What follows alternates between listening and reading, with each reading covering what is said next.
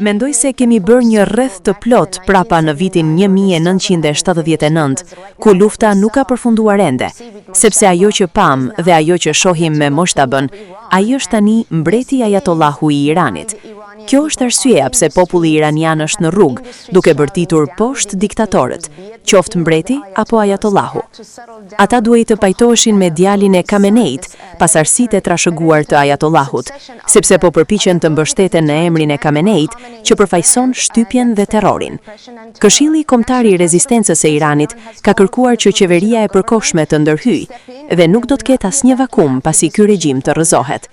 Ne shohim burra, gra, të rinj, pleq, njerëz nga të gjitha sferat e jetës, kombësi të ndryshme iraniane, kurd, baluçi.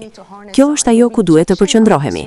Refuzimi i këtij regjimi në tërësinë e tij nga populli i Iranit dhe njohja e thirrjes së tyre për një republikë sekullare.